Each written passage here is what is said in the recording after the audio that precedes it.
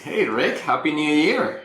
Happy New Year, Carlos. Shall 2024 be full of great things for you and everybody in the audience? So, welcome everyone to our very first episode of 2024. And as always, we have a very packed episode today. So, we're going to start talking about the New York Times is suing OpenAI. We're also going to get great tips from Rick on how to create strong titles, how to use differentiation opportunities when you're creating your content, and we're going to talk a little bit about, do a review of the 2023 year for SEO and content marketing and some of our predictions and the trends that we expect to see in 2024. We're going to also talk about the AI detection tools. We created a great article about it, and we want to share some of that, of the insights with you. And yeah, that's it for this episode. So let's get into it because there is a lot to cover. The New York Times is suing OpenAI for copyright infringement. All the LLMs are taking all this public and open information that is out there in the web to train their models, right? Of course, they're using probably a big database of data from the New York Times, from all the years of journalism, and New York Times saying, "Hey, we invested a lot of money on that, and you're pretty much taking advantage of it." So, the ironic thing is that the New York Times has also said publicly they've been testing how to use AI to do copy. So, it's an interesting world, but in a way, I feel like they're kind of right. Like, yeah, they've been investing all this time in all this journalism and creating all these news stories and all this content, and the LMs are taking that information, training their models, and monetizing on the other end. So I don't know. It will be interesting to see if this is going to set some precedent. So yeah, it's interesting news. Any thoughts on that, Rick? If it's publicly available information, I don't see how any lawsuit could stand. But I'm not a lawyer. If our kids learn at school, is that information that they've learned, is that copyrighted?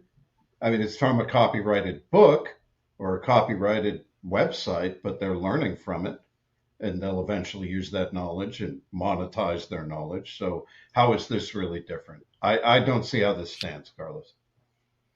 Well, I don't know. Well, I'll be buying some popcorn to watch how this evolves. But to your point about Yep. copywriting like material in books, if you ask ChatGPT, "Hey, are you familiar with this particular book, whatever title?" It will say, "Yes, I am familiar with it. It'll give you the concepts. It'll give you a summary." So I don't know if I was the Mhm. author of that book. I don't know how I would feel about it. I would probably not feel very pleased because they're using your work to provide. Maybe they're not providing the full copy, but they're still using your But what if I ask your you for a summary of the audiobook that you just listened to? How is that different? it'd be a crappy summary for stars. It wouldn't be that great. But yeah, I mean, I don't know, Rick. Is an interesting point. So, if I give you a summary, I'm not probably asking you for money. I'm not monetizing that. I'm giving you as friends advice. That's okay. But anyway, I don't know. Let's let the lawyers do it. Let's you and I focus on content. That's probably more in our wheelhouse that trying to That's probably a good speculate idea. about litigation. But Rick, tell us, what are your best practice to create strong titles? Titles are really what attract us to great content, right? Is the very first thing that we see is the hook, right? Or at least big part of hooking somebody into a story. But we want to hear from the expert. What is your advice for creating strong titles in your copy? Well, I have four tips, Carlos. Two of them are kind of no brainers, or hopefully should be no brainers. And then two, maybe a little bit more helpful. We see it constantly, right? Titles often get mailed in. Um, if I were to search for articles that are the ultimate guide to something, I'm going to find 7 million of them. Probably more than that. But let's dive into the tips. So, how can we appeal more to the audience we're going for or looking for through a title? Well, I'll start with the first two easy tips. The SEO part of this: use your primary keyword. And not just for that tangible SEO, signal to Google, but this helps align your article with the searcher's intent. Okay, so your primary keyword should obviously be focused on what Google perceives as the intent of the searcher. So if they see it repeated back to them in your title, that's the first affirmation that this may be what they're looking for. Kind of a no-brainer there. The second one has to do with, well, just delivering on what you promise. So the title should help educate the reader on what the piece is. If I can't tell what I'm about to gain by clicking through to your site and reading your article, odds are I'm going to skip it. So this one, again, it's copywriting 101. Like the title should inform the reader of what they'll gain by reading the article. Now let's get into the two that can really be difference makers here. The big tip is emotion. So our perfect audience, we want them to feel something if they come in and read our article. Okay, so if somebody's looking for a solution to a problem, a good emotion for them to feel after having read our article is relief. For relief, you could target words like secret, or that's more curiosity, but solution or simple trick. But the types of words you use can appeal to certain emotions that you're going for. If it's more of a curiosity thing, that's where like secrets come into play. So secrets could be a great word to use if you're hoping to elicit curiosity from somebody skimming through the search results, right? Another example, like if the perfect emotion for your audience is to feel a sense of urgency, act fast. Something is changing. A word like change, something that delivers that message that there's timeliness involved. You can appeal to that fear of missing out. I think I already touched on relief, but simple trick is a good one. Solution's a good one. For excitement, discover is a great one. But there's a million words you can use. The key is identify the perfect emotions that your audience would experience if they read your article, and then use words that would appeal to them, that would kind of promise to deliver that emotion. And that would help optimize your title and get more clicks. It's not going to help you rank, but it may help you get more traffic. It may get more clicks from the results. Last tip, not really a tip, but this is one I like talking about, and that's whether or not clickbaity titles are okay.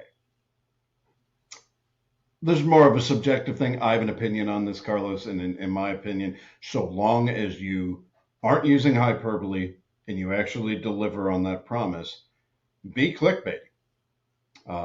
But if you cross that line into hyperbole, or you don't fully deliver on the promise that your title puts out there, not okay. Yeah, I think that's an advanced tip, right? You should use it very carefully, right? Because you can fall into that trap of being clickbaity and not delivering to a promise. And delivering on the promise, you have to fully deliver, and maybe even more. We have this discussion internally. We wanted to kind of have a very attractive title for one of these episodes, but we needed to make sure that we were delivering the promise. So use with care is a great tip, but it's an advanced tip for copywriters. So just to summarize, put the keyword on your title. Make sure you deliver that what you're promising in the content of the article has to do with the title, right? And use emotions. And I think one of the talks that I delivered in one of the conferences, I think was Content Marketing World. I was talking about providing an example, some studies where people are more likely to share emotional titles or titles that are charged with emotion, right?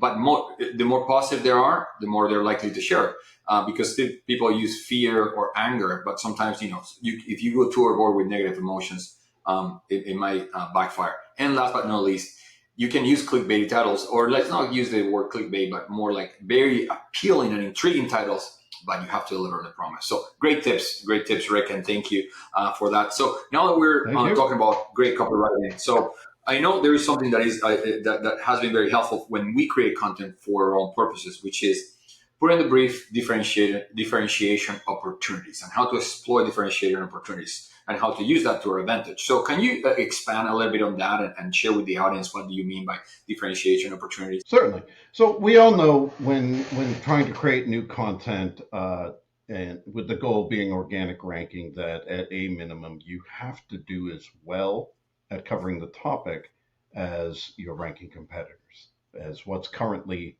in those top spots. Um, Differentiation opportunities take that a step further now. We want to be unique or better than those articles. So think of a content gap analysis, right? Where you're either analyzing your competitors' content or your own to find out which topics you need to cover, what they're not covering that you can capitalize.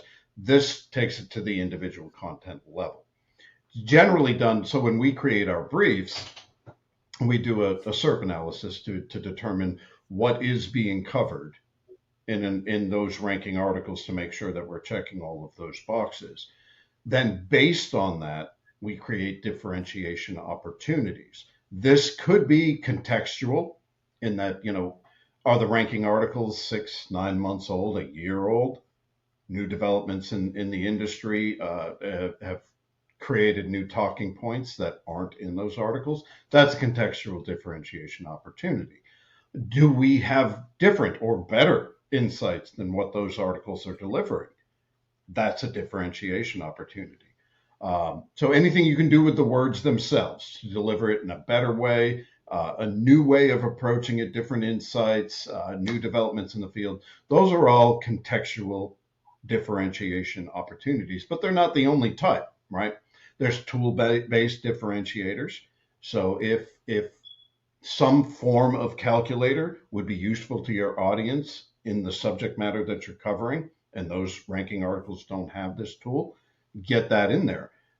It could be interactive tools, it could be calculators, integrations, anything along those lines. Those are a little more complex. Your writer can't help you too much with those, but they are differentiators. There's engagement differentiators where your writer can help. Polls, quizzes, interactive graphics, anything like that. If they aren't in the ranking articles and you can get them into yours, that's a differentiator. That makes you unique. Visual differentiators, so obviously your images, but is your subject matter suitable for an infographic? If it is, that's a great thing to put on there. Make it downloadable, but anything that can help differentiate you.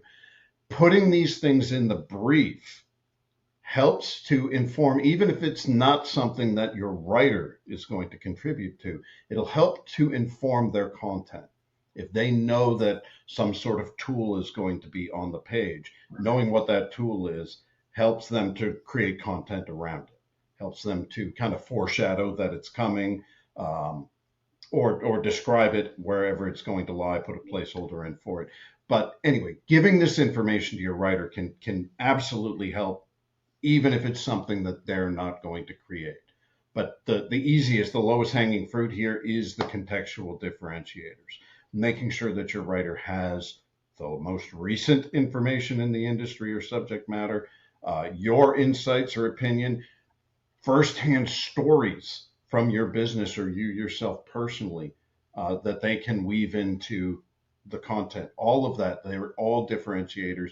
It needs to be a part of the brief. It is probably what I see the least of in client supplied content briefs. We include it in our premium briefs, but I almost never see this when our clients are submitting briefs to us. Yeah, it's surprising how infrequent it is. So we don't see it. Like most briefs say, okay, it's the title, H1, H2, whatever keywords, secondary keywords, things like that, or data to include. But there's very rare that we see this is our particular angle. This is our unique angle. So as this field of content gets more competitive, this is going to become more and more important. I think in part this section of our briefs is what has helped us get some of our most recent articles to rank very fast, because we are bringing something new to the table. We're providing expert quotes. We're looking for that angle. So just trying to copy what is in the SERP, it's not going to cut anymore. You need to bring something new to the table. Thanks, Rick. That's amazing. Hopefully it's helpful for our audience and how to improve their content creation. So now let's talk about what happened in 2023 around the world of SEO and the world of content. And let's play a little bit of crystal ball, and let's predict some of the trends that we think are going to be present in 2024. There is a lot to cover here, but 2023 happened. It was a crazy year for SEO and content marketing. There was so much going on, and I think it was very unique in my years in the industry. 2023 didn't feel like any other year, and probably some people have been in the industry for longer than I have might disagree with me, but there was a lot going on. But there was 9 Google updates, 4 core updates. I think there were 3 reviews updates. There's no pro reviews updates anymore. They're called reviews updates. And there was a little few other things. There was a helpful content update, which was massive in September, and a lot of volatility in the SERP. So a lot going on around Google. And of course, the start of the year was generative AI. There was no conference talk. There was no conversation in marketing, content marketing, and SEO whatsoever that didn't have the word or the acronym AI in it. I made a joke in one of the conferences I attended that I had to put AI in my title, otherwise nobody would show up. And yeah, I think 80% of the titles in the conference and all the talks had the acronym AI in it. So it was definitely the year of generative AI. But not only AI for content creation, but also was Google launched Bard, which was kind of the intended competition for ChatGPT. They also launched what they call SGE, which is Search Generative Experience. Also, of course, Microsoft came out with Bing Chat, which is now Copilot, or OpenAI, the most famous of all the generative AI players, was in the news probably every day, and at the end of the year with some drama as well. So definitely the year for generative AI. Around Google and around content, it was the year of helpful content and EEAT. They became more important than ever. I think Google announced it in 2022, but in 2023 was the year when they really went hard with helpful content, and we saw that in the results in the SERP. And I'm glad to see that a lot of junk or trash content was hit pretty hard, because there was a lot of content that was ranking that didn't deserve to do so. So Google is definitely taking a very hard line with the quality of the content, and of course EEAT. We've been talking about this forever, and this year we saw it become more and more important. So I think it was the rise of helpful content in 2023. Also, there was a lot of movement in social media. Facebook came out with Threads, but people talked about it for like a month, and they were, Threads is gonna eat Twitter, but nothing really happened. I think people forgot about it, moved on. I don't know what's going on with Threads. Twitter became X. And despite all the attempts from Elon Musk to totally destroy the business, it's still around. It's still kicking around. Now, most recently, with some advertisers dropped them, big advertisers, because some anti-Semitism and just nasty stuff going on there. But still kicking around. LinkedIn growing really, really fast and becoming more and more prevalent in the B2B side. Lots more people using it for many different things, and you see lots of great content coming up in LinkedIn. So I think LinkedIn was one of the rising stars, of course, alongside TikTok. It's amazing how TikTok has been growing, the popularity of short videos. And now we're seeing even B2B advertisers in TikTok. And that TikTok is not that little app for 12-year-olds. Those 12-year-olds are now 20-year-olds, because that was when it came out. It was intended for tweens. And now those tweens are young adults. And of course, the audience has changed, and I think TikTok will continue to become very, very important. So lots of movement in the social media side. And again, back to the helpful content, we saw affiliate marketers and media publishers get absolutely crushed by Google. Some of them, not all of them, but a lot of them saw decrease in traffic, some decrease in CPMs, which is the amount of money they give per impression. So it was a very hard year for affiliates and for sites that are not creating high quality content and that don't have a very clear business model. So I think Google took a pretty hard line with some of that content, and on the other hand, it also gave more prominence to user generated content. Towards the end of the year, towards the second half of the year, we saw a lot of Reddit content and Quora content surface in the top positions in the SERP. So yeah, like I was saying, it was definitely a very interesting year around content and helpful content and how Google is looking at content and just the audience and the public in general, how they're looking at content. Now, let's talk about what we think is going to happen in 2024. I think 2024 is not going to be as crazy as 2023 because 2023 seems to be a pivotal year. But 2024, there's still probably going to be a lot going on. And the first thing I think is going to happen is going to be ultra competitive for people creating content that wants to rank. And why is that? Because there's going to be a tsunami of AI generated content, and Google is really, like I said before, it's getting really serious about helpful content. Now we're going to see the rise of subject matter expertise and thought leadership.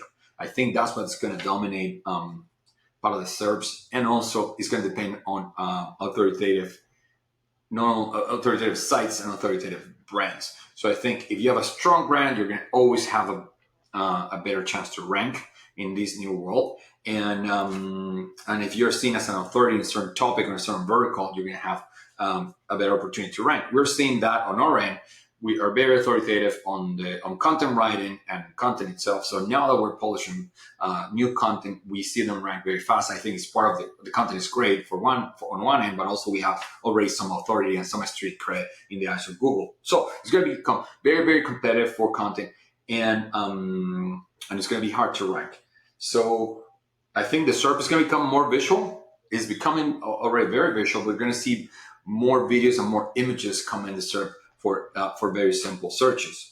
The experience is going to be more personalized. Google announced that they're going to be personalizing your SERP for each person. The SERP will be more visual. There's going to be more videos, more images, and it's going to be more customized to your own experience. Also, you're going to be able to add notes. I think I haven't seen that yet, how that works, but Google is putting a lot of personalization in the SERP.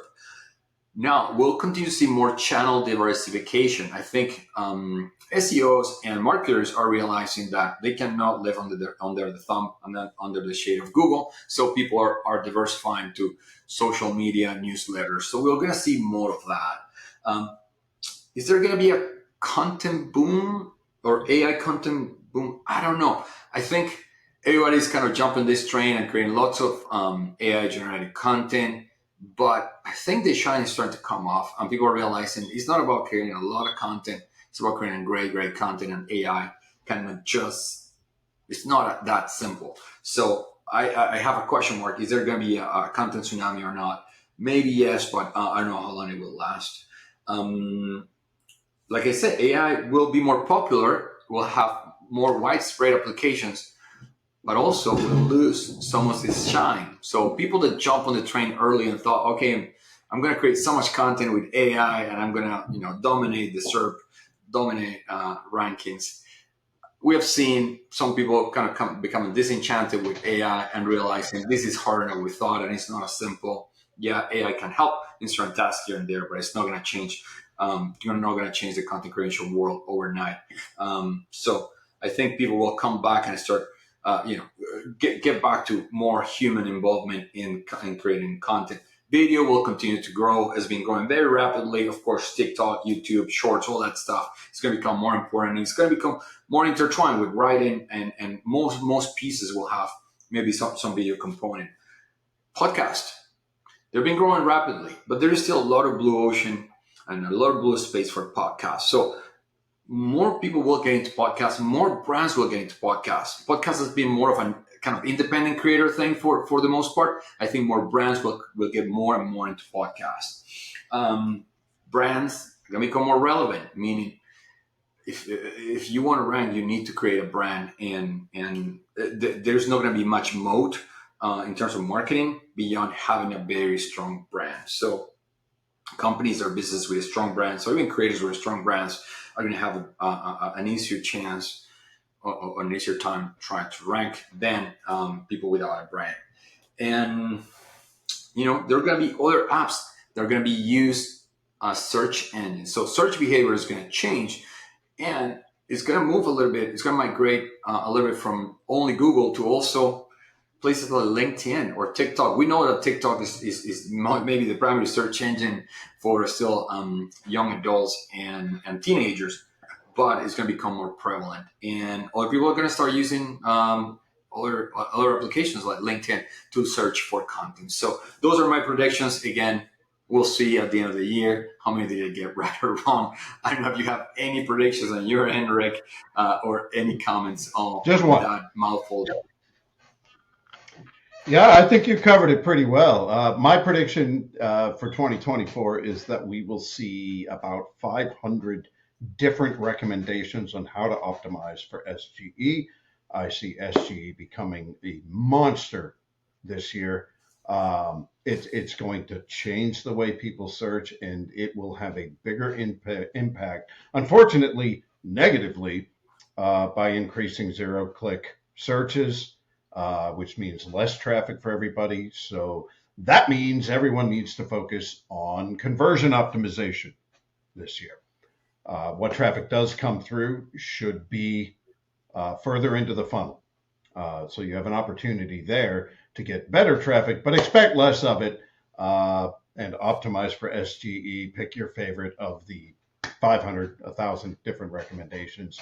You'll hear as we all figure this out over the next year. Yeah, you're right. Thanks for bringing that up. I think SGE will become more and more important, and SEOs will be trying to figure out how to optimize for it. So you're absolutely right. So let's see what plays out in 2024. And last but not least, let's talk about AI detection tools. We just launched an article last week, and you and I have been big critical about AI detection tools, and we had hosted a webinar. And this is not without first experience knowledge. Like, we have tested them, and we went out and tested a few of them and reported the results. So we're going to put a link to the article so you can deep dive into it. But Rick, let's give the audience the goods. What was our findings from analyzing the different content AI detection tools? This might come as a surprise to you, Carlos, but none of them are fully accurate, ever. You look at any test that's been run 1,000 times now by many people just like us, and they all say the same thing. AI content detection tools are not fully reliable. Some may be marginally better than others. Some have some neat bells and whistles. Bottom line, you cannot rely on them, particularly if you're looking at small isolated bits of content. One article, getting some flags as potential AI, can't rely on it. We don't rely on it with our writers. I'll use 5 or 6 different tools at any given time when auditing a writer that maybe we suspect is using AI to create content for clients who want human content. And even if those things flag, we're then doing a human review of 10, 20, 30 different pieces. We're going back a year, running those through AI detectors. There's no quick and easy solution here. I wish it was that easy, but it's not. However, some have some neat tools. So GPT-0. This was my $1 million idea earlier this year, Carlos, and we didn't capitalize. But GPT-0 did. And they have a cool tool. I don't think it's fully functional yet. It's available, but I've noticed some bugs. But it records keystrokes. Or it recreates the keystrokes. say in a Google Doc. So if your content has been created in a Google Doc, you can use this tool in that doc through a plugin, and it will recreate exactly what the writer did to put the words on the page, including every backspace, every time they move things around. So if they're just pasting giant swaths of content in there, that could be a flag that, well, either they're writing it somewhere else or they're using AI. But if you're seeing those habits, those, mixing up letters, backspace, type some more, delete the whole thing, start over. It's a good way to really get a confident feeling that your content is human written. We also tested Originality AI. It did a good job at picking up on fully AI content. We checked out Winston AI, Sapling, Crossplag, a couple others. So yeah, check it out. There's a table in there that shows the results from our search. There's also some really good information on the ones that we picked as the top 5 with some screenshots and some guidance on how to use your own noggin to identify AI yourself. It's got some habits, and if you've read enough of it, you'll pick up on it pretty quickly. I'm just going to throw 2 words at you, Carlos: delve and meticulous. Absolute favorite AI words. It can't go more than 100 words without using the word delve. So if you're seeing that in your content, decent chance it's AI. That's funny. Yeah. And look, we're actually going to have the founder of Originality.ai here in our crowd content stage. We're going to do a webinar or fireside chat where he is going to, educate us a little bit more about the tool because they've been working very hard at it. But again, we'll let him come in and, do say his piece and show us, okay, maybe what we're missing something. But look, at the end of the day, I think we're asking the wrong question. We shouldn't be asking if the content is being created by AI or not. We should be asking, is this content helpful? And is this original? Is this unique? Does it provide expertise and experience? That's the right question, in my opinion, that people should be asking. Because we're trying to play cat and mouse, right? With creators and with content creators. Like, okay, it's not, and I don't think it's about that. It's not about like the stroke thing. I think is cool. Yeah. But it's not about policing whether you're writing by hand or how you're writing this thing.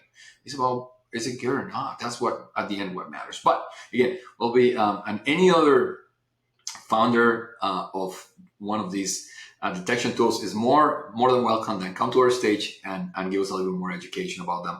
We would love to learn about them and show those insights with our audience. But okay, that's it for today. We talked a lot. It was a longer episode, but look, it's the beginning of the year, so we need to get all this out. We came from the holidays, so it seems that we had a lot bottled up that we needed to get out of our chest. So anyway, thanks everybody for listening, and we'll see you in the next episode. Bye everyone. Bye everyone. Bye, Carlos.